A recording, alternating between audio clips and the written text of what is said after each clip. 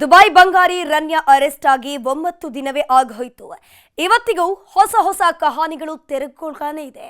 ದೊಡ್ಡವರ ಜೊತೆಗೆ ರಾಜಕಾರಣಿಗಳ ಲಿಂಕು ಬೆಸೆದುಕೊಳ್ತಿದೆ.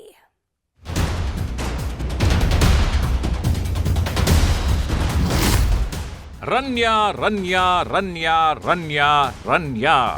ಕಳೆದ 9 ದಿನಗಳಿಂದ ಚಂದುಳ್ಳಿ ಚಲುವೆ ಹರ್ಷವರ್ಧಿನಿ ಅಲಿಯಾಸ್ ರನ್ಯಾರಾವ್ ಮೇಡಂನದ್ದೇ ಸುದ್ದಿ. ದುಬೈನಿಂದ ಬಂದ ಚಲುವೆ ಚಿನ್ನದ ಗಟ್ಟಿಗಳನ್ನ ಮೈಗೆಲ್ಲ ಅಂಟಿಸ್ಕೊಂಡು ಬಂದಿದ್ಲು. ಹಣೆ ಬರಹ ಕೆಟ್ಟಿತ್ತು ಅನ್ಸತ್ತೆ. ಏರ್ಪೋರ್ಟ್ ಭದ್ರತಾ ಪಡೆಗಳ ಕೈಗೆ ರೆಡ್ ಹ್ಯಾಂಡ್ ಆಗಿ ಸಿಕ್ಕಿ ಬಿದ್ದು ಜೈಲು ಪಾಲಾಗಿದ್ದಾಳೆ. ಇಬ್ಬರು ಹಾಲಿ ಮಂತ್ರಿಗಳ ಜೊತೆ ರನ್ಯಾರಾವ್ಗೆ ಗಳಸ್ಯ ಕಂಠಸ್ಯ ಗೆಳೆತನ ಗಿದ್ದಿದ್ದಕ್ಕೆ ಸಾಕ್ಷಿ ಸಿಕ್ಕಿವೆ. ರನ್ಯಾ ರಾಣಿಗೆ ಮಂತ್ರಿಯೊಬ್ಬರು ವಜ್ರದ ನೆಕ್ಲೆಸ್ ಕೊಟ್ಟಿದ್ದಕ್ಕೂ ಸಿಬಿಐಗೆ ಪುರಾವೆಗಳು ಸಿಕ್ಕಿದೆ. ಹೀಗಾಗಿ ತನಿಖಾ ಸಂಸ್ಥೆಗಳಿಂದ ನಿರಂತರವಾದ ತನಿಖೆ ನಡೆಯುತ್ತಿರುವಾಗಲೇ ನಟಿ ರನ್ಯಾ ಜಾಮೀನು ಕೋರಿ ಅರ್ಜಿ ಹಾಕಲಾಗಿದ್ದು, ಇವತ್ತು ಆರ್ಥಿಕ ಅಪರಾಧಗಳ ವಿಶೇಷ ಕೋರ್ಟ್ನಲ್ಲಿ ಸುದೀರ್ಘ ವಿಚಾರಣೆಯೂ ಆಗಿದ್ದು, ಜಾಮೀನು ಆದೇಶವನ್ನ ಶುಕ್ರವಾರಕ್ಕೆ ಮುಂದೂಡಿದೆ.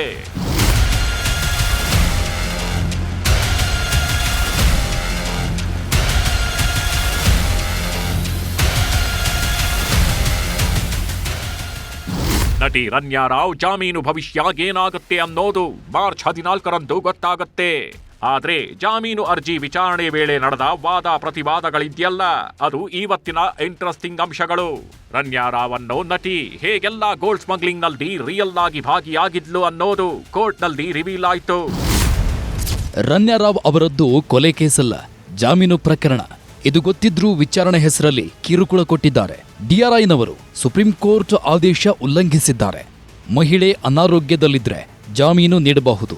ಬಿಎನ್ಎಸ್ ಕಾಯ್ದೆ 480ರ ಪ್ರಕಾರ ಇದು bailable case. Custom act 135(1)A and B, 135(1)I and B ಅಡಿ ಇದು ಅಪರಾಧ. ವಿಚಾರಣೆ ಮಾಡಿದಾಗ ಆರೋಪಿತೆ ಏನೂ ಇಲ್ಲ ಅಂತ ಹೇಳಿದ್ರು. ದೈಹಿಕ ತಪಾಸಣೆ ಮಾಡಿದಾಗ 14.32 kg ಚಿನ್ನದ ಗಟ್ಟಿಗಳು ಸಿಕ್ಕಿವೆ. ಜೀನ್ಸ್ ಪ್ಯಾಂಟ್, ಶೂ, ಜೇಬ್ಗಳಲ್ಲಿ ಚಿನ್ನದ ಗಟ್ಟಿಗಳು ಪತ್ತೆಯಾಯಿತು.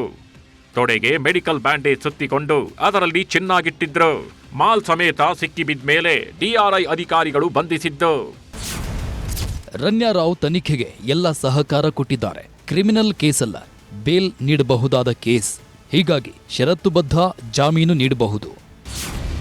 ಷರತ್ತಿನ ಬೇಲ್ ಕೊಡೋಕೆ ನಮ್ಮ ಆಕ್ಷೇಪಣೆ ಇದೆ. ದುಬೈನಲ್ಲಿ ಜೆನೆವಾಗೆ ಹೋಗ್ತಿರೋದು ಅಂತ ಹೇಳಿದ್ದಾರೆ. ದೇಶದ ಭದ್ರತಾ ವ್ಯವಸ್ಥೆಗೆ ಇದು ಸವಾಲಾಗಿದೆ. 16 ಸಲ ದುಬೈನಿಂದ ಚಿನ್ನ ಸಾಗಾಟ ಮಾಡಿರಬಹುದು. ಚಿನ್ನ ಸಾಗಾಣಿಕೆಯಲ್ಲಿ ಅಂತಾರಾಷ್ಟ್ರೀಯ ಜಾಲದ ನಂಟಿದೆ. ಚಿನ್ನ ತರಲು ಹಣ ಎಲ್ಲಿಂದ ಬರ್ತಿತ್ತು, ಚಿನ್ನ ಯಾರಿಗೆ ಕೊಡ್ತಿದ್ರು, ಹವಾಲಾ ದಂಧೆಗೆ ಸಾಕ್ಷಿಗಳಿದ್ರು. ಹೆಚ್ಚಿನ ತನಿಖೆ ನಡೆಸಬೇಕಿದೆ. ಇಂಥ ಟೈಮಲ್ಲಿ ಬೇಲ್ ಕೊಟ್ರೆ ಸಾಕ್ಷಿ ನಾಶಪಡಿಸಬಹುದು. ಹೀಗಾಗಿ ಆರೋಪಿ ರನ್ಯಾರಾವ್ಗೆ ಜಾಮೀನು ಕೊಡಬಾರದು. ಹೀಗೆ ಡಿಆರ್ಐ ಪರ ವಕೀಲ ಮಧುರಾವ್ ಪ್ರತಿವಾದ ಮಾಡಿದ್ದಾರೆ. ಡಿಆರ್ಐ ಅರೆಸ್ಟ್ ಮೆಮೋದಲ್ಲಿ ರನ್ಯಾ ಜೆನೆವಾ ಸ್ಟೋರಿಯನ್ನು ಉಲ್ಲೇಖಿಸಿದೆ. ಈಗ ಕೋರ್ಟ್ ಮಾರ್ಚ್ 14 ಶುಕ್ರವಾರ ಜಾಮೀನು ಕೊಡಬೇಕಾ ಬೇಡವಾ ಅನ್ನೋ ಆದೇಶ ನೀಡಲಿದೆ. ರನ್ಯಾರಾವ್ ಮೇಲೆ ಜಾರಿ ನಿರ್ದೇಶನಾಲಯಕ್ಕೂ ದೂರು. ನಟಿ ರನ್ಯಾರಾವ್ ಗೋಲ್ಡ್ ಕೇಸ್ ತನಿಖೆಗೆ ಜಾರಿ ನಿರ್ದೇಶನಾಲಯ ಬರಬೇಕು ಅಂತ ಇಡಿಗೆ ದೂರೊಂದನ್ನ ತೇಜಸ್ ಗೌಡ ಅನ್ನೋರು ದೂರು ಕೊಟ್ಟಿದ್ದಾರೆ. ದೊಡ್ಡ ಮಟ್ಟದ ಸ್ಮಗ್ಲಿಂಗ್ ನೆಟ್ವರ್ಕ್ನಿಂದ ಅಕ್ರಮ ಹಣ ವರ್ಗಾವಣೆಯೂ ಆಗಿದ್ದು, ತನಿಖೆ ನಡೆಸುವಂತೆ ಇಡಿಗೆ ದೂರು ಕೊಟ್ಟಿದ್ದಾರೆ. ರನ್ಯಾರಾವ್ ಹೆಸರಲ್ಲೂ ರಾಜಕೀಯ ಸಮರಾನೂ ಶುರು. ರನ್ಯಾರಾವ್ಗೆ ವಜ್ರದ ನೆಕ್ಲೆಸ್ ಕೊಟ್ಟ ಮಂತ್ರಿ ಯಾರು ಅನ್ನೋದಕ್ಕೆ ಉತ್ತರ ಸಿಕ್ಕಿಲ್ಲ.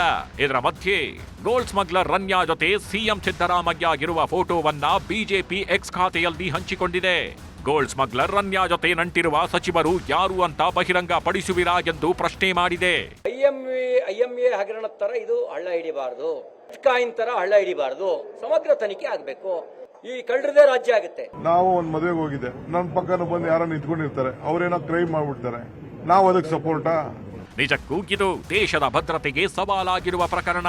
ನೋಡೋಣ ಕೋರ್ಟ್ ರನ್ಯಾಗೆ ಬೇಲ್ ಕೊಡುತ್ತಾಗಿಲ್ವಾ? ಸಿಬಿಐ ಡಿಆರ್ಐ ತನಿಖೆಯಲ್ಲಿ ದೊಡ್ಡವರ ಮುಖವಾಡ ಕಳಚುತ್ತಾಗಿಲ್ವಾ ಅಂತ.